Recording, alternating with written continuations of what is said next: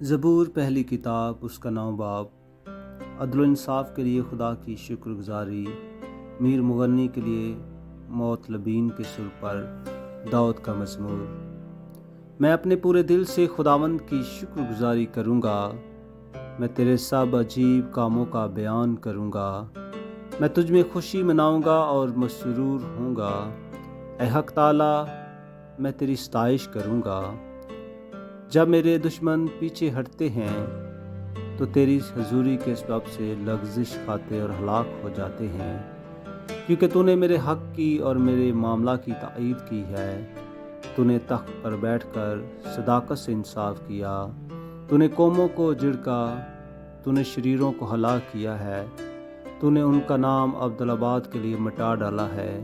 دشمن تمام ہوئے، وہ ہمیشہ کے لیے برباد ہو گئے، اور جن شہروں کو تو نے ڈھا دیا ان کی یادگار تک مٹ گئی۔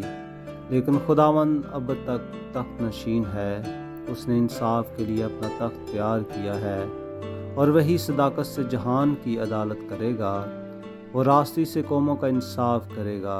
خداوند مظلوموں کے لیے اونچا برج ہوگا، مصیبت کے ایام میں اونچا برج، اور وہ جو تیرا نام جانتے ہیں تجھ پر توکل کریں گے، کیونکہ اے خداوند تو نے اپنے طالبوں کو ترک نہیں کیا ہے۔ خداوند کی ستائش کرو جو صیون میں رہتا ہے، لوگوں کے درمیان اس کے کاموں کا بیان کرو، کیونکہ خون کی پرشش کرنے والا ان کو یاد رکھتا ہے، وہ غریبوں کی فریاد کو نہیں بھولتا۔ اے خداوند مجھ پر رحم کر، تو جو موت کے پھاٹکوں سے مجھے اٹھاتا ہے، میرے اس دکھ کو دیکھ جو میرے نفرت کرنے والوں کی طرف سے ہے، تاکہ میں تیری کامل ستائش کا اظہار کروں۔ سیون کی بیٹی کے پھاٹکوں پر میں تیری نجات سے شادمان ہوں گا۔ قومیں خود اس گڑھے میں گری ہیں جسے انہوں نے کھودا تھا، جو جال انہوں نے لگایا تھا اس میں انہی کا پاؤں پھنسا۔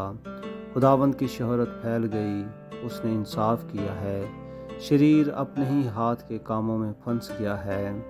شریر پتال میں جائیں گے، یعنی وہ سب قومیں جو خدا کو بھول جاتی ہیں، کیونکہ مسکین سدا بھولے بسرے نہ رہیں گے، نہ غریبوں کی امید ہمیشہ کے لیے ٹوٹے گی۔